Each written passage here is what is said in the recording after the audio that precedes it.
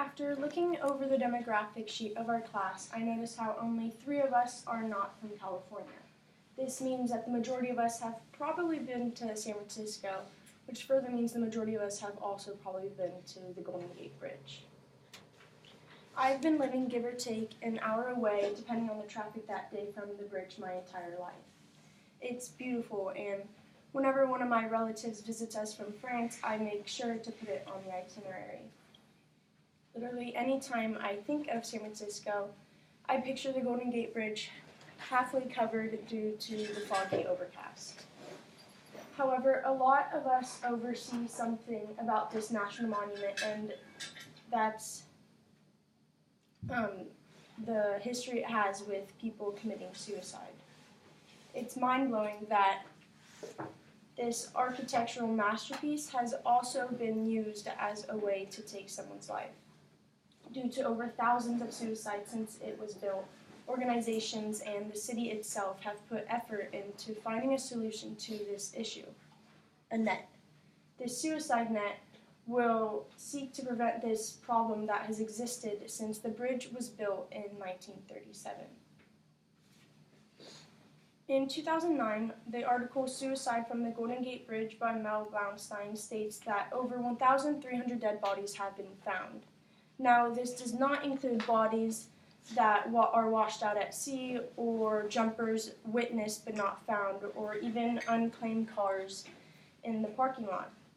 So the suicide count probably leans more towards 2,000. There's been biographies written about multiple people that have unfortunately passed away, and they all share something in common: acting impulsively due to the consequences of stress, shame, guilt, and even relationship problems. Billy was an exceptional 18-year-old high school student, didn't drink or do drugs, and never skipped school. Billy's life provided him more reasons to be happy than to be suicidal, and no one expected him to go to the bridge that day. Melissa was a 49-year-old woman living with schizophrenia. Going in and out of hospitals for 10 or so years, she took a bus to the Golden Gate and jumped, leaving her daughter behind just 1 month shy of her 50th birthday. Steve committed suicide at age 46, leaving behind his wife and 2 children. 5 years after being fired, he was being treated for depression, anxiety, and alcoholism. One late night, Steve drove to the Golden Gate Bridge and left a note for his family saying, "I wish I had been stronger and better able to handle life's pressures." These 3 stories shortly put into perspective how heartbreaking this issue is. In the article published in 2019 by Suicide Crisis by Christina Leones, it states that only 6% of people stopped from jumping ever attempted suicide again. That means that 94% of people lived through that decision that day. This statistic shows how not only awful, but impulsive these situations are. Learning about these few people being just so unpredictable makes us think, why this bridge? What's so different about the Golden Gate Bridge? It's a major tourist attraction that has brought millions of people to San Francisco, yet it's also considered the #1 suicide site in the world. The fact that I've lived in the Bay and I lacked this knowledge is honestly disappointing. Of course, I knew that there were numerous suicides, but this issue deserves way more attention.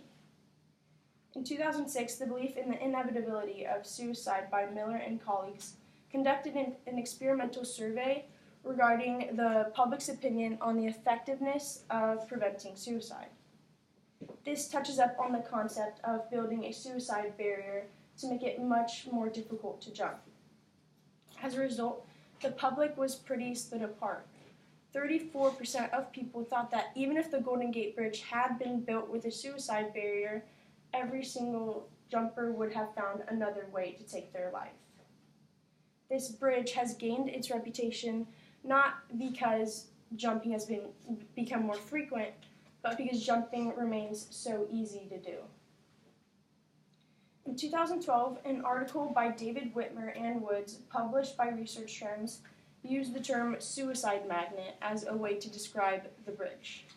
And it's kind of a perfect metaphor because of its unwanted skill of attracting those with suicidal thoughts through its beauty, its accessibility, and its romanticness.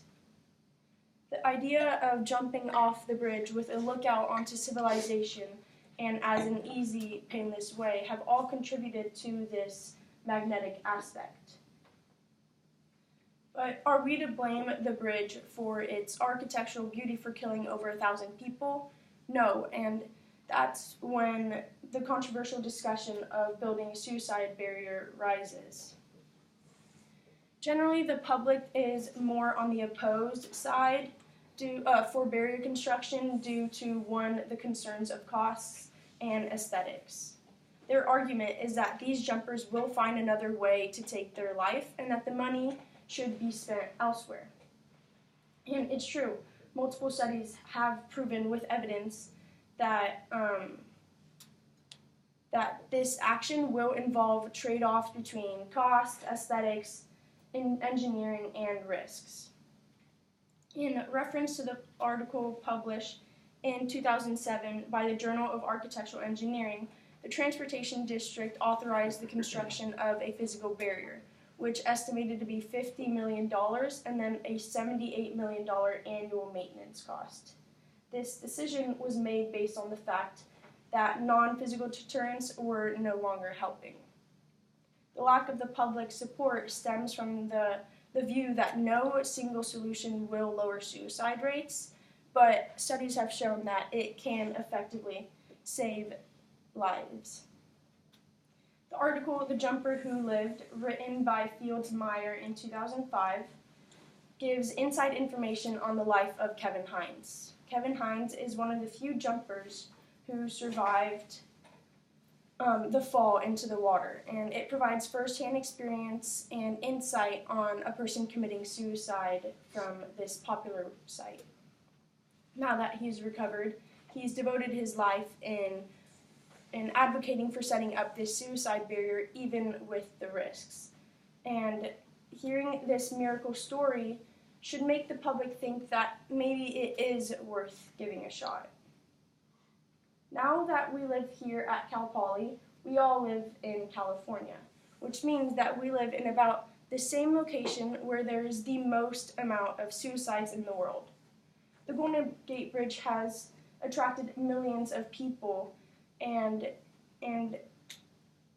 through its massive red towers that overlook the bay, and it doesn't deserve to have this lethal and fatal reputation, so the city understands that. In 2021, the suicide barrier will be built, and hopefully the bridge will only be known for its architectural and engineering accomplishments. Thank you.